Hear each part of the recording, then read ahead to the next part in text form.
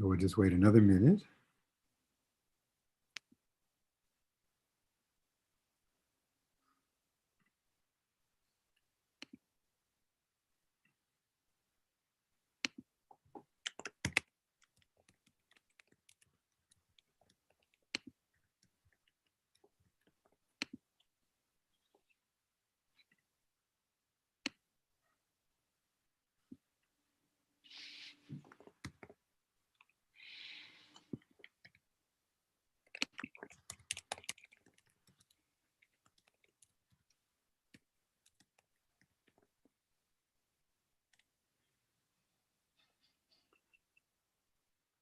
Okay, let's begin. And as more join, they'll just miss the introduction. So welcome everybody, and thank you so much for joining us for the Garrison Institute's Forum Series on Pathways to Planetary Health. I'm Jonathan Rose. I am the co-founder of the Garrison Institute, and it is my great pleasure to introduce our guest today, John Fullerton. John is an unconventional economist, an impact investor, a writer, and a philosopher. He's been building on the work of others. He's a fantastic student and has taken many ideas and brought them together into the idea of regenerative economics, which was first presented in his 2015 book, Regenerative Capitalism: How Universal Patterns and Principles Will Shape the New Economy. After a successful 20-year history on Wall Street, which John will talk more about, he really asked the question, what is his life's work? And out of that grew the creation of the Capital Institute in 2010, which I'm honored to be affiliated with. And where he was asking the question is, what is the evolutionary shift in consciousness from modern age thinking to integral thinking? And how does that get mapped or reflected in an economic system that both reflects it and supports it? John is a community impact investor and advisor to numerous sustainability initiatives and a member of the Club of Rome. He speaks internationally to public audiences and universities, and he writes a monthly blog, The Future of Finance. So we're also very grateful that this session has been sponsored by the Gratitude Railroad, and we send enormous appreciation to them for that. We're going to talk for about an hour today. And you're welcome to put your questions in the Q&A box, and we'll probably get to them later versus earlier in the conversation, but when they come to you, put them in. All right, welcome, John. Yeah, good to be with you, Jonathan. Thank you. So let's start with your life story, or at least a piece of it. So you found yourself on Wall Street. How did that actually happen? Well, what's a nice guy like you doing on Wall Street?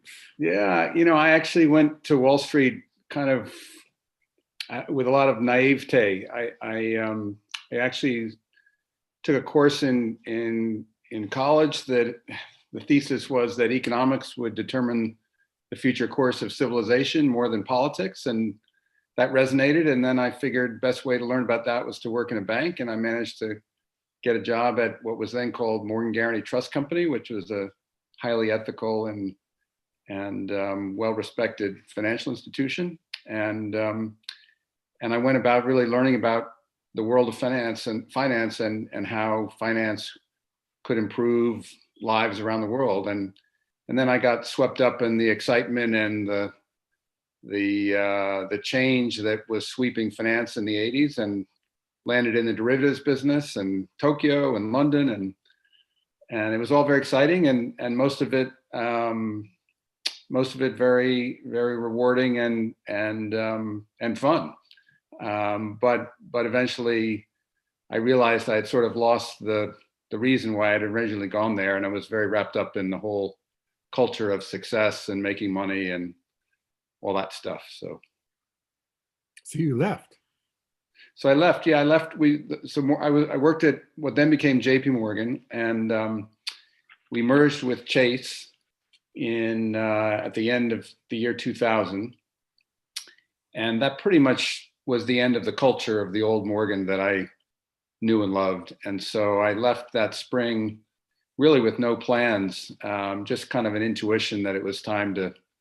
I actually would describe it that I felt the need that I had to leave, even if I couldn't explain why it was. I just want to tell the audience, because they may not remember, The spring of 2000 was a weird time. I remember going to a meeting at Morgan Stanley um, where a friend of mine who was in his 50s and knew a tremendous amount about real estate and real estate finance found himself in a group that was led by a group of 26-year-olds who were just out of business school and knew nothing about real estate finance, but they had all this amazing new language. And I remember sitting in this meeting, they're going, we're going to creatively destruct this, and we're going to like find new models here, we're going to scale that, and they were doing all this stuff. And they were his boss.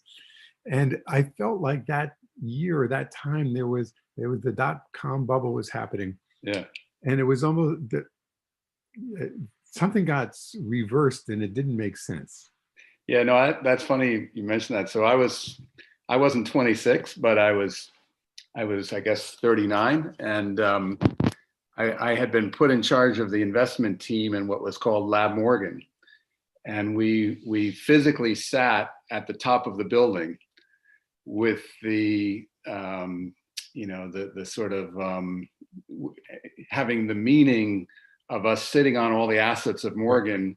And we were going to figure out, using e-finance and all this whiz-bang.com stuff, how to repurpose all these assets in a strategic way to create the future of banking. And we had, the beanbag chairs and all the paraphernalia, but it was insane. And so that was part of that's insanity. Just sort of, it kind of just reinforced in my mind that this was not what I wanted to do, and there was something really wrong with what was going on in the world. But honestly, mostly it was just the culture clash between the old Morgan culture, which was very special, and the kind of big, scale-driven Chase culture that was quite successful. They bought us, we didn't buy them, but very different than what I cared about or wanted to be a part of. Right. And then 9/11 happened. Yeah, ironically, the very first day I took the summer off, and I'd already gotten interested in this idea of aligning capital and social purpose, what we now call impact investing. And in fact, my first investment after I got out of the derivatives business, I moved into the private equity business. And the first investment I made was in Edison Schools, a charter school management company, back in 1997. And so I was thinking about getting involved in education and the whole charter school movement. And so I had a meeting downtown on Lower Broadway with a guy who ran a different charter school company at 9:30 in the morning on September 11th, which means you're in the subway at 9:10, heading downtown. And so, to make a long story short, I got to the street out of the subway at City Hall. So maybe, I don't know, what's that, a half a mile from the Trade Center? Right at 9:10, right as the second plane hit the towers. And I didn't actually see that, but I saw the fireball. So that was sort of this pivotal moment where I just knew that the future was not going to be like the past, and that my sort of leaving the bank was somehow connected to that in a way that I didn't understand yet. Right. So, and this will be a theme through this discussion today, there is a capital system, and you've imagined a new one, which I want to get into. It is based on the principles of ecology, but the transition from an old one to a new one is very difficult. Now, in some cases, so if we think about the transition from Newtonian physics, for example, they kept trying to advance Newtonian physics, but there's a point at which Newtonian physics could not answer the questions that quantum mechanics or relativity were able to answer. And we needed an entirely different way of thinking. But but at least they're coherent. So Newtonian physics at least fits within the new way we understand the world. The current capital system, which you've described, is essentially rewards degeneration. It basically says the more you extract from the common good, whether that's the common social good, the common economic good, the common ecological good, those are kind of free goods that if you privatize those, you can increase your profit.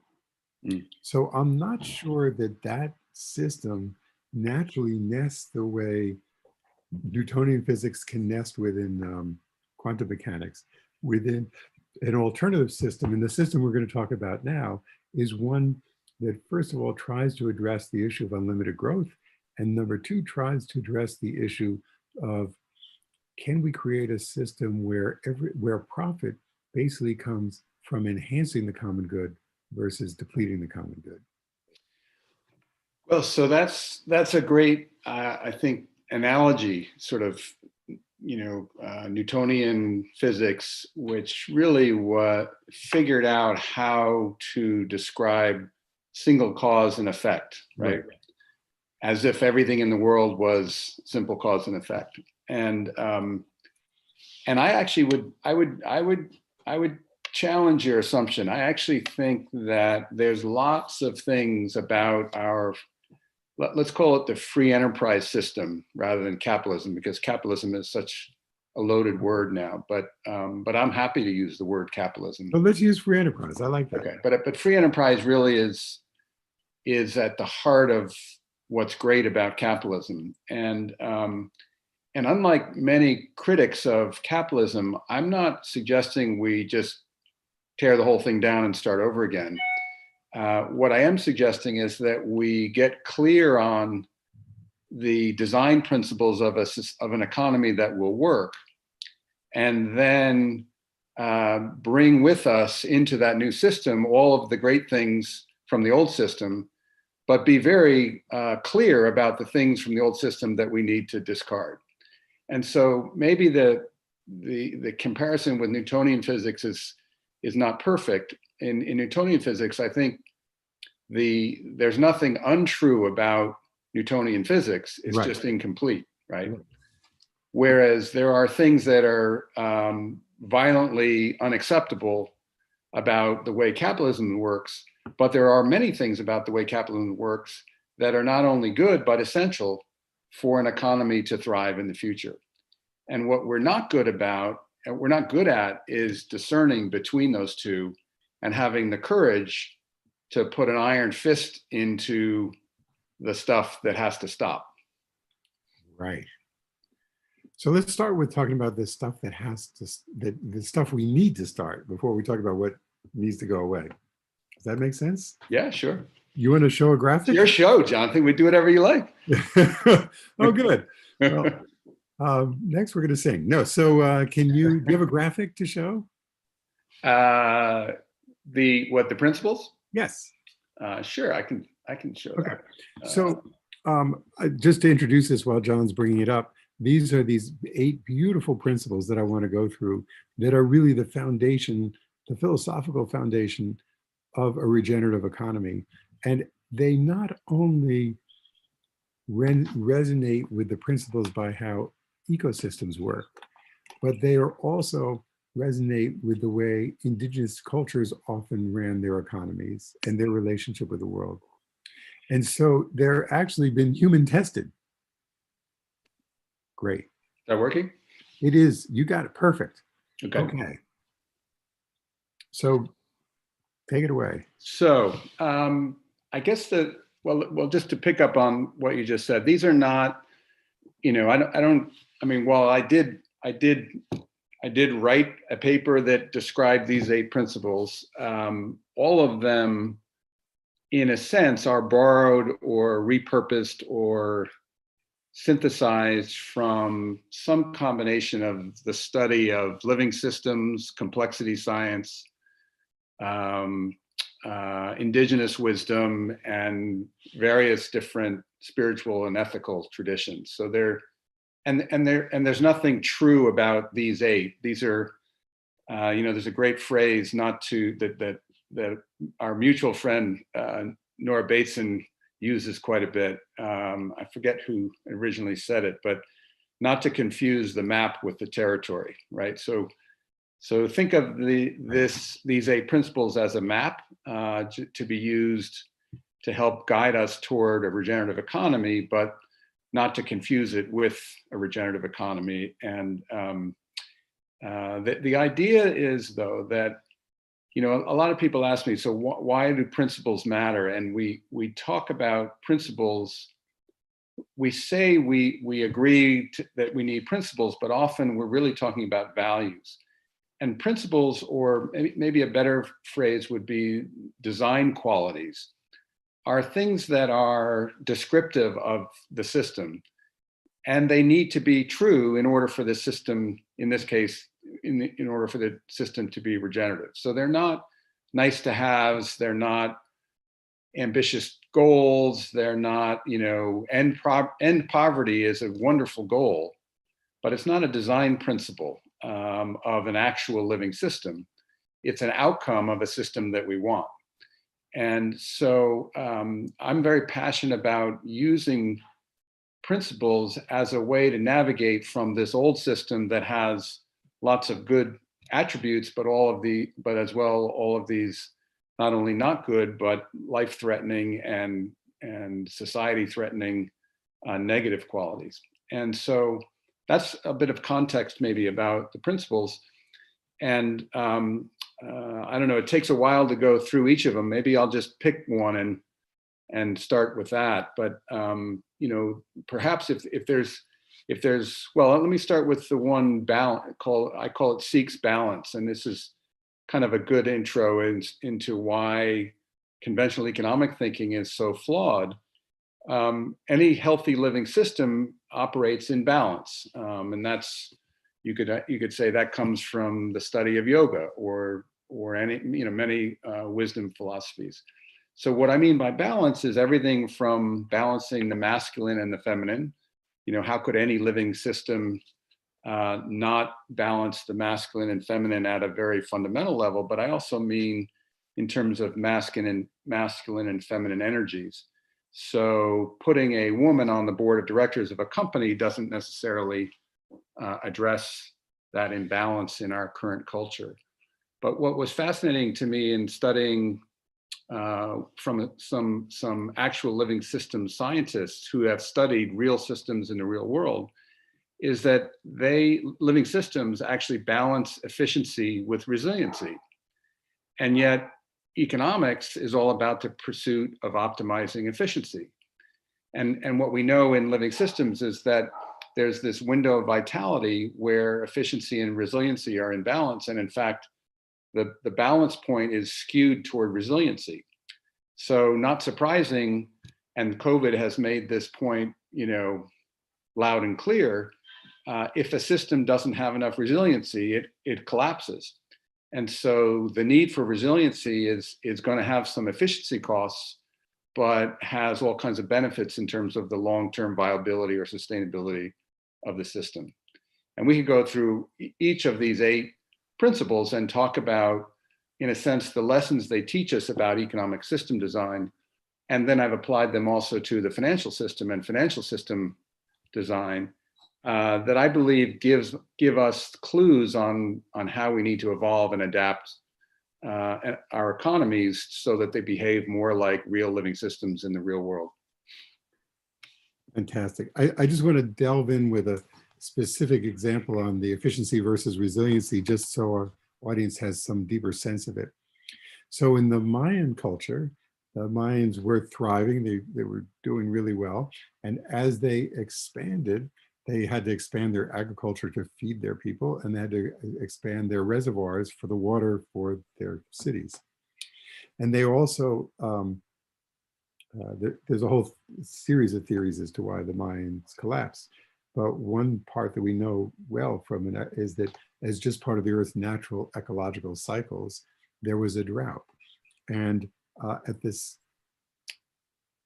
they had been chopping down the trees that were on the hillsides around their reservoirs to burn to make a, they used the ash to make a plaster that they used to decorate their palaces. It was a time in which being garish was cool. And so there was a big social pressure. Yeah, big social pressure to kill trees, burn trees. Anyway, so to make this decoration. And without the trees, when it would rain, the silt would go off in the soil, go off the hillside and into the reservoirs. And so it ate up, filled up the reservoirs. So the population was growing and the reservoirs had less capacity. So when a drought came, there wasn't enough capacity in the reservoir. And because the society was so income stratified, the water that was available was not fairly allocated. And when there's enormous stresses in society and people feel that there's injustice, they revolt. And funny, that sounds familiar. It does. So it's a model. But anyway, the point is that in this case, their materialism drove an environmental destruction that took the resiliency out of the system. So if they had decorated their houses some other way, even they could have even had the income inequality. If they had enough water, they could have gotten through the drought. But let's talk about income inequality, because that's obviously very front of mind today. So one of the principles that I learned is descriptive. Again, these aren't John's opinions; these are descriptive of reality. One of them is my language, empowered participation, and what I mean by that is that in real systems, all parts of the system are empowered to participate in the health of the whole system. Now that means two things. One, it means they, think. I always like to use the example of, of a human body, and the farthest reach of our body is our toes, right? So in a sense, our toes are our poor appendages of our body, and all the wealth is in our brain and our heart and in our chest. But it turns out that our toes are empowered to participate in the health of our body. They participate in the circulation of blood just like our brains do. And they may need less blood and oxygen than our brains, but they get what they need to be able to participate in the health of our body and therefore contribute to our holistic health. So if our toes don't have oxygen circulating to them, they will die. And then we'll have a hard time walking and probably won't be able to run. And if we can't walk and run, we lose our health and we lose all kinds of enjoyment in life. So it's not just that my poor toes need some oxygen, let's give them a fair share, let's raise taxes on my brain so that my poor toes can have a little oxygen to breathe. It's that I'm actually dependent on, for my health, my toes' health, and they contribute to my well-being. So if that is, and that happens to be true in all living systems. So it's a consistent pattern. So if we're going to have an economy that behaves like a healthy living system, then extreme inequality is not just a moral question. It's a fundamental system design flaw that is undermining the health of the whole system. And again, that's exactly what we experience in the real world today. Yes. And by the way, a great example of this is COVID, a pandemic. Absolutely. Because in essence, the virus views all human beings as hosts. It's not discriminating necessarily by neighborhoods, although yes, there are definitely economic manifestations of it. But so the health of everybody, to get herd immunity, we need everybody to be healthy. Exactly. And in fact, I would argue that is the lesson of COVID, right? That all of these traumatic events that have happened in this century. I mean, I think you go back to 9/11 happened at the beginning of the century. Y2K was sort of the first preamble, maybe, but these traumatic events, all with they all had, whether it's the financial crisis or 9/11 or now the pandemic or all of the climate crises, whether it's fires or hurricanes, they all if we have eyes to see it, they've all taught us lessons much deeper than the trauma at hand, right? And as you've just said, the pandemic has taught us that we're inextricably linked together, and that this notion of what's in my interest and your interest are different has been skewered but I don't think we see it that way, at least not yet. You know, I was listening to a seminar with Serene Jones and Chief Orrin Lyons, Indigenous leader, and he said, you know, this is only the first of the pandemics. Yeah. The prophecies say that there are more coming. So do the epidemiologists. Right. So this, so I'd like to turn to this subject of the common good, and maybe there's another principle that you can talk about the common good, because what it's really saying is that if we're all part of systems, the health of the system is actually, you cannot have a healthy part without a healthy system. And rather than maximizing individual pieces, we have to optimize the health of the whole. Yeah, and you know, there's this critical distinction.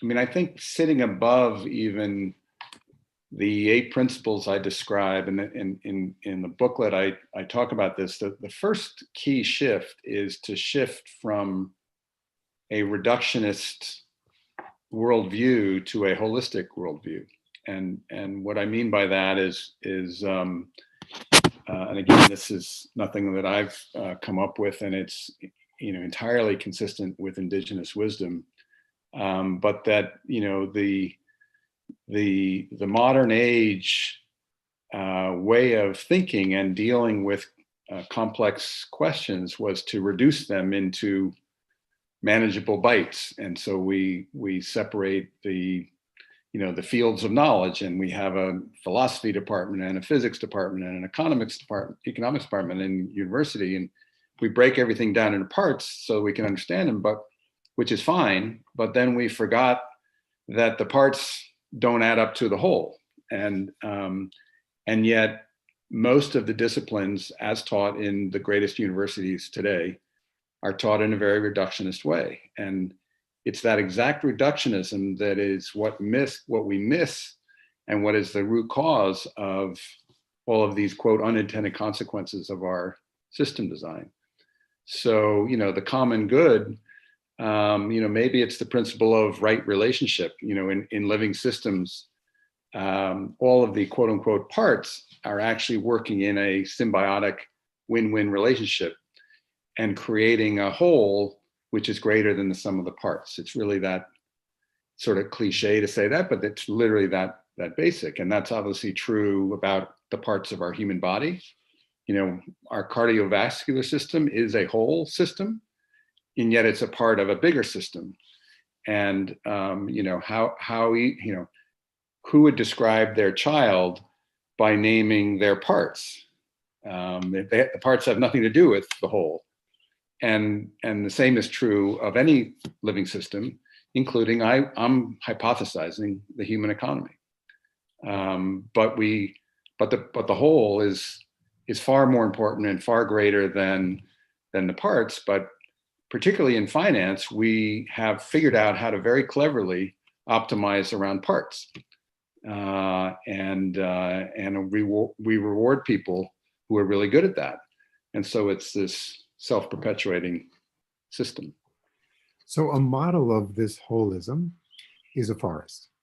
Mm-hmm. And I want to use this as a model on 2 levels. So the first thing is there's all this beautiful work, and a week ago in the Sunday New York Times, there's a very nice article that magazine section. By the way, if Michael or Monique, you can find this. I forgot what it's called, but if you look under it's a New York Times magazine cover story. Yeah, a week ago. And what it shows is that the forest is a complete collaborative machine, or machine is the wrong phrase, but organism, in which even trees of what should be competing species, they're all interconnected with the roots, and there's a whole mycelium connection that literally works like a neural network, and they've actually tracked it. Messages can go from a tree, they go at about like 15 feet a minute. It goes very slowly, but they travel. And the bottom line is that the trees are endlessly sharing information and working as a whole. And if one is dying, it will actually send its sap and its energy and all its nutrients through its roots to young growing ones, or to ones that are in trouble or something like that. whole compassion, they're actually compassion system about how they share. Yeah. So although each one's which is, you know, in your body, if you get, and I'm not qualified to explain this, but right. if you get a disease in your body, the white blood cells rush to the rescue. So right. you know, that there's this notion of we need to always work on the weakest link of the system for the health of the whole system. Because if some piece of it breaks down, you have systemic decay. And yet we have an economy that almost by design exploits, you know, and extracts in order to optimize other parts. And you know, most importantly, this idea of maximizing shareholder value is the reductionist mantra of you know, extreme capitalism that flies in the face of the principle of right relationship. So therefore, it's not possible to have the idea of maximizing shareholder value and the principle of right relationship sitting in the same system. So that's one of the things that we can't just talk about. We actually need to, you know, hit over the head with a bludgeon stick. Right. Easier said than done, but. So there's another part about forest systems too, which is, imagine if there's a forest fire or an earthquake, and then what you get is this whole succession. So you get little plants and then bushes and then small trees and bigger trees, and then those get replaced. The early sumacs, etc., get replaced by the pines, and this whole evolution. A very rapid growth. So rapid growth can make sense in certain parts of the ecosystem of the economy. But then the forest hits maturity. When it hits maturity, although trees are always living and dying, and the species are evolving as the climate evolves and as the hydrology evolves, etc., it's essentially stable in biomass. It's stable in the energy that it absorbs from the sun. It's stable in the amount of carbon dioxide it absorbs and oxygen it puts out. So it's living and dynamic and evolving, but stable. We don't have that concept in economics. Well, so, Herman Daly proposed that. Okay. Like Herman's clearly one of my, you know, most important teachers. He first introduced the idea of scale to economics, and it's kind of it. And again, I don't mean to sit here and bash economics, but just to point out that in microeconomics, the sort of seminal question is, what's the optimal scale of a firm? And then you think about a restaurant, you know, how many tables and chairs do I put in my restaurant before it's too crowded and people want to leave? Well, there is an optimal scale for a microeconomy. It's central to the theory of microeconomics. And yet in macroeconomics, which is simply the sum of all the microeconomies, there's no concept of scale in conventional economics, even to this day. And what Herman introduced with the whole field of ecological economics is the idea that we live on a finite planet and that the real economy is embedded in the biosphere because we're now so big. You need to think of it as a whole within a greater whole. And therefore, since the planet is not expanding, there must be some finite scale of the human economy. And he describes it as a steady state economy, just like a forest, as you just said. And I certainly don't disagree with that. And I agree with your earlier comment that, you know, there are always going to be parts of the economy that are going to be growing. And, you know, the obvious moral imperative of bringing, you know, allowing people in poverty to rise out of poverty, which will by definition mean more resources and more material throughput in their local economies. The aggregate system has some finite scale limits. But the key and the real difference between this regenerative paradigm and imposing limits on conventional economic thinking boils down to potential. And this is where the regenerative paradigm, you know, becomes, you know, more aligned with the, you know, the work of the Garrison Institute and the rise in consciousness. But the hypothesis is that if we align our economy with these 8 principles or something that looks like that map, that we will unlock potential that we don't currently see. And that potential is the source of our future prosperity, which won't come from an increase of the metabolism or the material throughput of the economy. It won't be more stuff, but it will be more prosperity.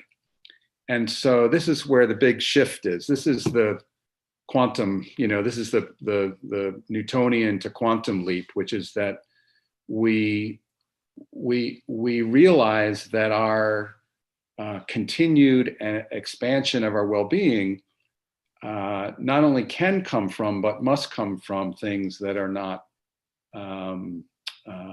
increasing the metabolism of the economy. And I've seen this in the real world through my impact investing, and I'm sure you've seen it in your. I mean, we talked about it in your real estate projects. The potential of having healthcare facilities in a community, residential community, means better healthcare services for the residents and lower costs for the hospital, who aren't having patients come to the emergency room. So there's real economic benefit, but there's also real potential realized in terms of well-being that doesn't actually require more throughput in the planet. And I'm convinced that when those opportunities arise, we will be able to see them on this map and say, they're aligned with that principle and that principle. Isn't that interesting? And when we find examples where the economy as it operates is clearly unsustainable, take climate change, then they clearly are in violation of a principle. In that case, robust circulation. You can't have healthy, robust circulation in a system when you're poisoning your nest. Nor can you have healthy, robust circulation if you starve the beast. So government policies of austerity coming out of a recession are in direct conflict with the principle of robust circulation. Just like if someone's hungry, if you tell them you can't eat, it's not going to do much to their health. So again, the principles are, think of it as a roadmap to guide us toward a regenerative economy. So now let's talk about the getting there. So how do we get there? Well, I think the good news, the thing that I think we have to always remind ourselves and realize is that the worse things get. So let me back up. The way systems in the real world change is from pressure. Otherwise, they continue without pressure. They continue as they are. There's a inertia about systems, and that's true in living systems. And even simple examples like, you put a pot of water on the stove, and you have a pot of water. And if you put the heat on, you have a pot of water that's getting warmer, and eventually it boils. And so that's a phase shift transition only in response to the heat that gets turned up. And so, we have all kinds of heat turned up now, really since the beginning of this century or this millennium. And what that means from a systems point of view is that energy is forcing the system to change. So it's less about what we do than our egos would like to think. And it's more that we are responding to the rising pressure. And that's good news, because it means that the change is going to happen. Now, that doesn't mean the change will happen to a regenerative economy and everything's going to be kumbaya. If you put a lid on that same pot and seal it, the pot will explode. So I'm actually writing my book on this now. I think we're at a pivotal moment where the choice is either we collapse into a new dark age, or we evolve into a regenerative age. And it's whether we can pivot from this, reductionist, we generate our prosperity through endless expansion and degenerative extraction, or we align with the map of regenerative systems and unlock potential that we can't currently see. So we don't even know the well-being that it can create for us.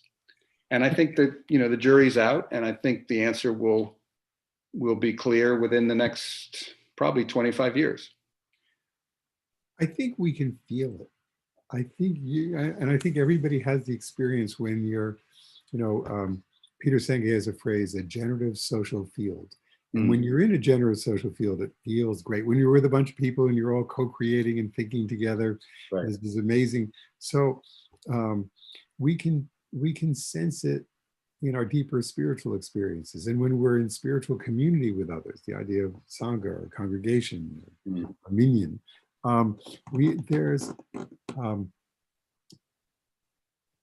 there's also, my sense is this takes leadership. And my sense is that in human nature, there's a bell curve of distribution of potential. And there are people who are as egotistical and arrogant and selfish as can be. And there are people like the Dalai Lama and the Pope and others who are, let's call them saintly. And there's a kind of bell curve in between. And that when you have a leader like Donald Trump as a visible symbol and his message always going out to America, forget all the politics, forget all the policies, there was an essential core is it's all about the self. He was not an expression of communitarian vision. When John Kennedy was a leader, at his inauguration, he said, ask not what your country can do for you, but ask what you can do for your country. He created an ethos. He then immediately launched the Peace Corps and others. He said, how can we be a we? And those things shape, they don't completely shift, but they alter the ground for the shape.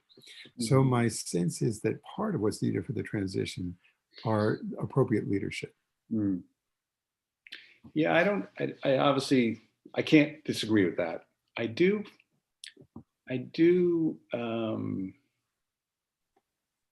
question though, whether,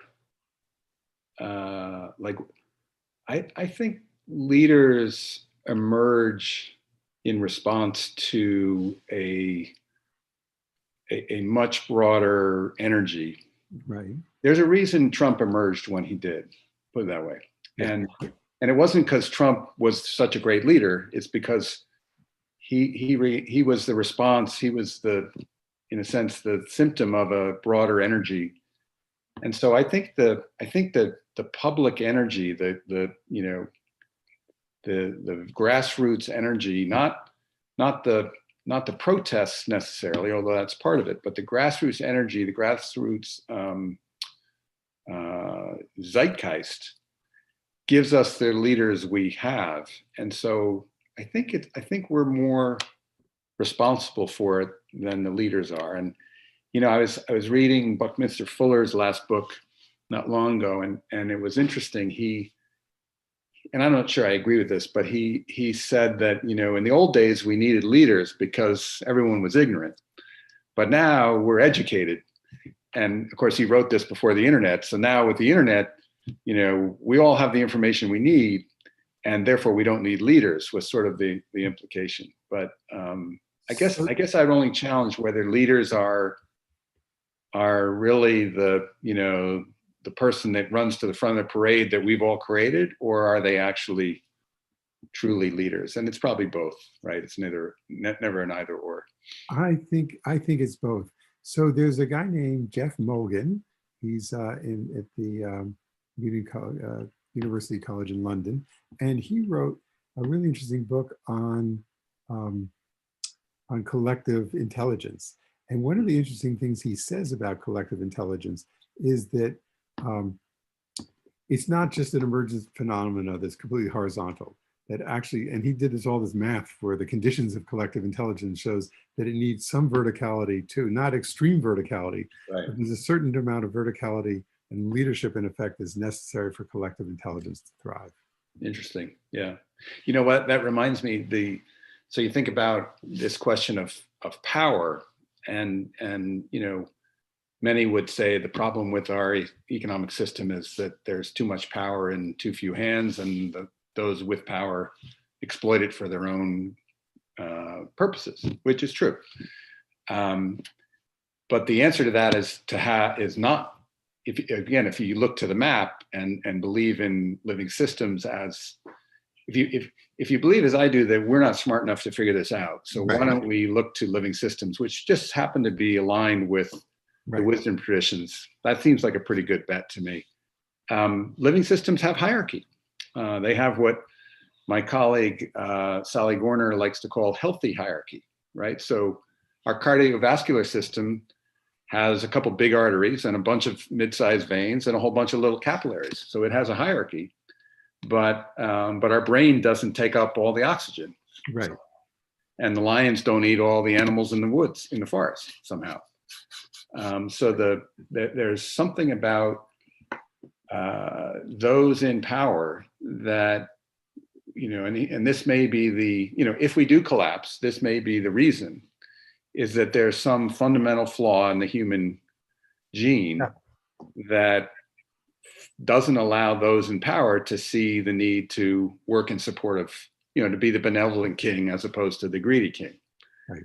And that's turned out to be true a lot in the past, and no reason it may not turn out to be true today. And certainly if you look at the kings in power on Wall Street or other places, there's not a lot of evidence that we have many benevolent kings.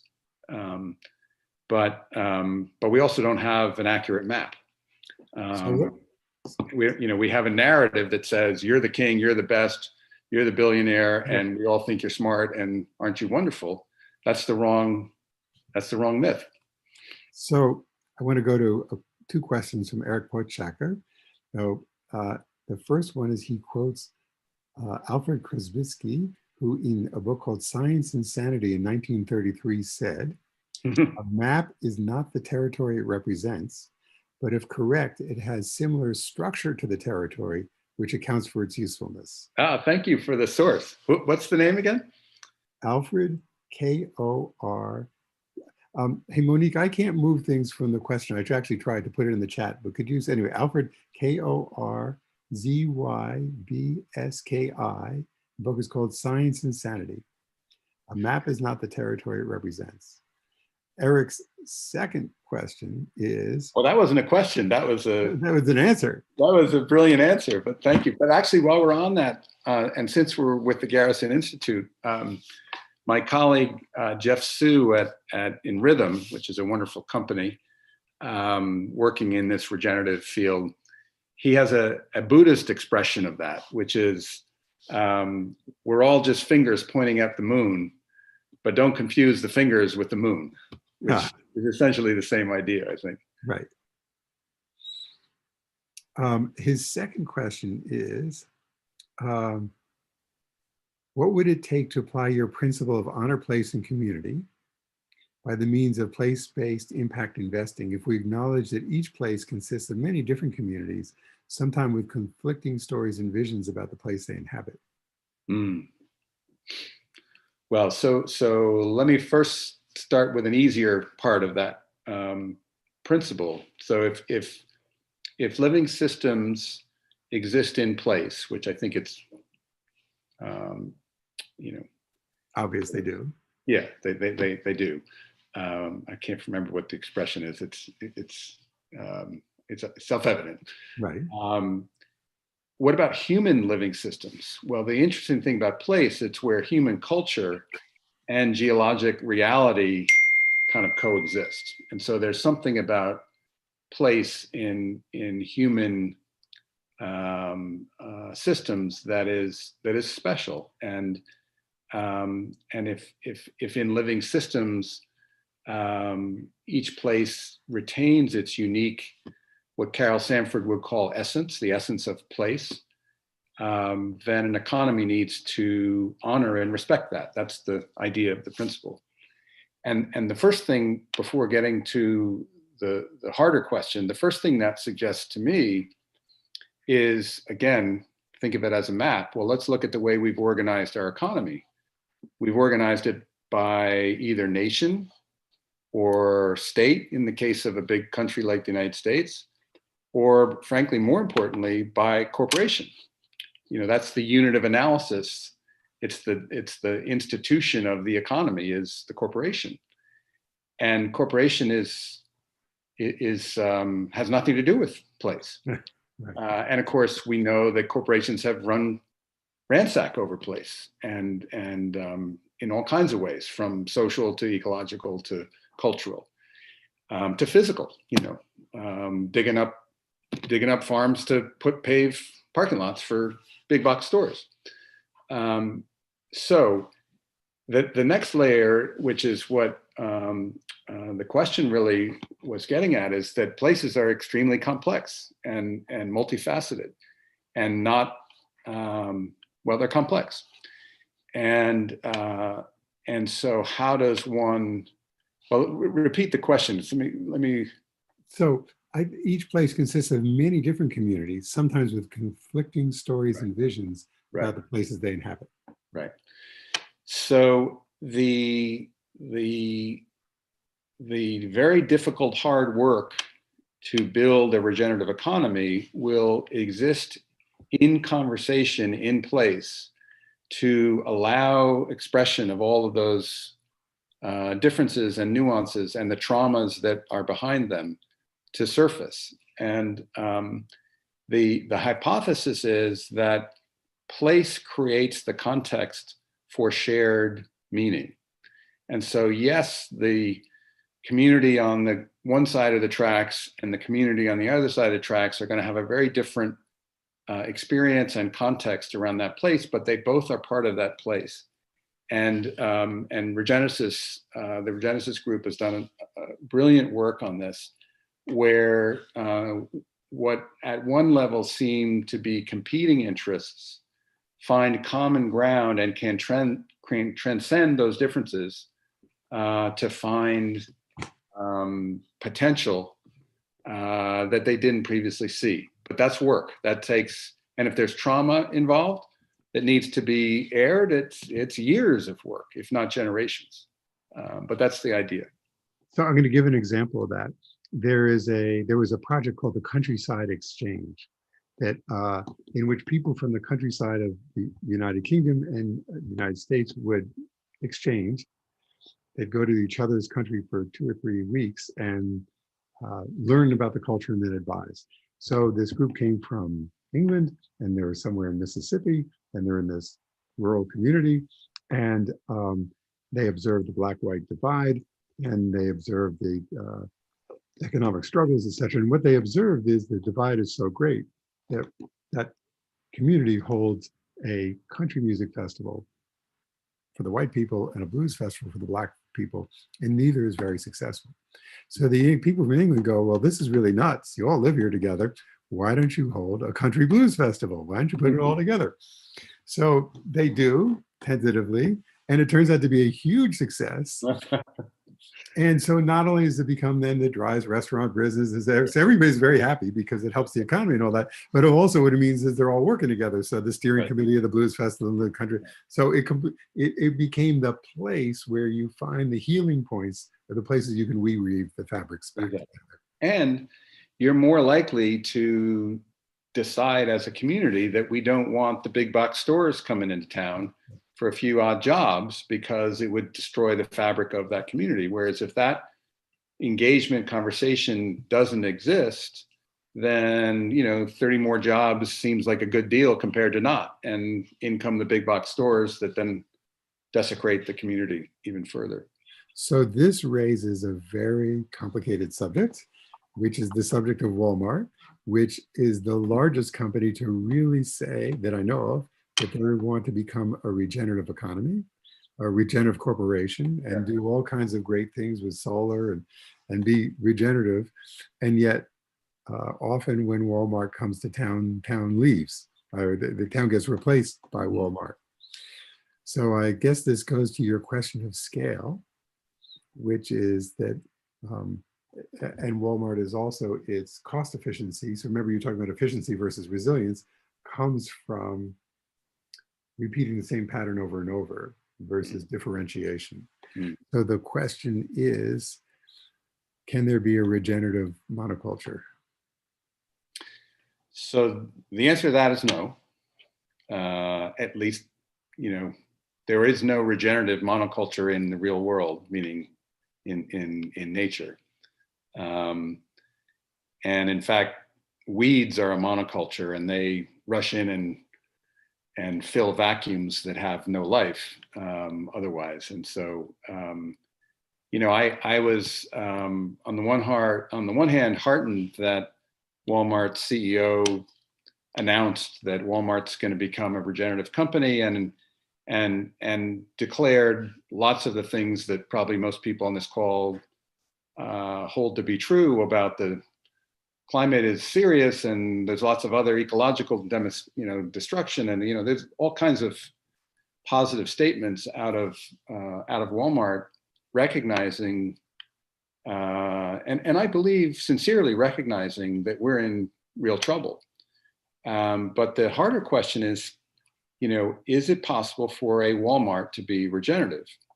Let's take an easier question. Is it possible for an oil company to stay in the oil business and be regenerative? The answer is no.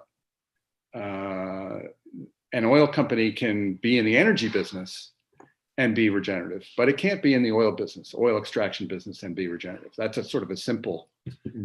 And again, you only need to violate one principle.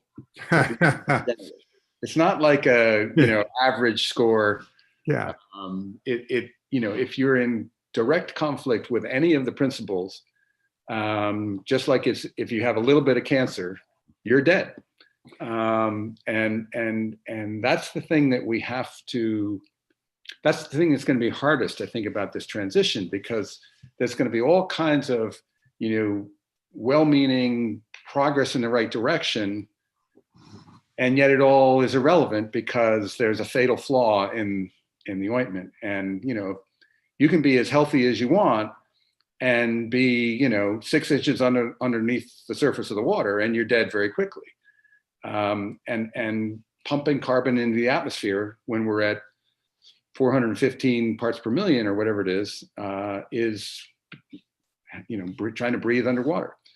So getting back to Walmart, I mean, unfortunately, I don't think the management of Walmart or the Walmart family see themselves as evil. I think they see themselves as having brought great things to the world, but they used the wrong map, and it's probably not their fault that they used the wrong map.